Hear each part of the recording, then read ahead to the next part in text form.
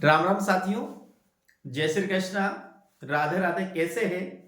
उम्मीद करता हूँ मेरे साथियों कि आप जहां पर भी होंगे बेहतरीन होंगे और आप जो जिस लक्ष्य को प्राप्त करने के लिए निरंतर प्रयास कर रहे हैं, उस लक्ष्य को निश्चित रूप से आप प्रयास करेंगे। लेकिन साथियों, ध्यान रखिएगा कि भगवान श्री कृष्ण ने अर्जुन से कहा था कि ए पार्थ, कर्मण्येवाधिकारेषु फलेषु न कदाचन। कर्म करना ही तेरा अधिकार है, फल पर तेरा कोई अधिकार नहीं है। तो ध्यान रखिए साथियों, इसी प्रकार हमें ध्यान रखना है कि कर्म ही हम कर सकते हैं, फल कैसा होगा ये हमारे हाथ में नहीं है। लेकिन साथियों, मैं आपके साथ दावे के साथ कहता हूं, यदि आपके कर्म सही है, आपके कर्म सही दिशा में है, आपने लक्ष्य को अपनी आंखों में रखा, आंखों से ओझल नहीं होने दिया, तो निश्चित रूप से फल भी वैसा ही प्राप्त होंगे जो आपने लक्ष्य सजा रखा है, लक्ष्य निश्चित कर रखा है।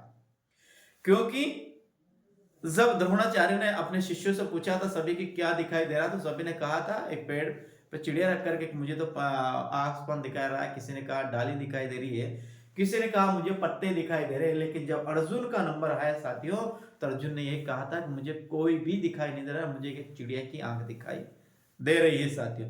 तो इसी प्रकार हमें भी केवल अपना जो लक्ष्य है, इन दोनों आंखों का जो निशाना है, उसी शब्द वेदी वाण की तरह जो किसने चलाया था, पृथ्वीराज चौहान ने चलाया था कि 4 बांस 24 गज अंगुल अष्ट प्रमाण, ता ऊपर गोरी मत चुके सुल्तान।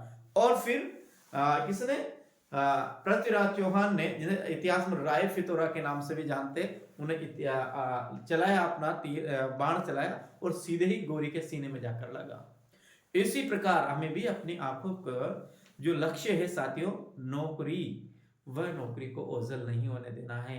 तो निश्चित रूप से हम भी एक दिन नौकरी प्राप्त करेंगे।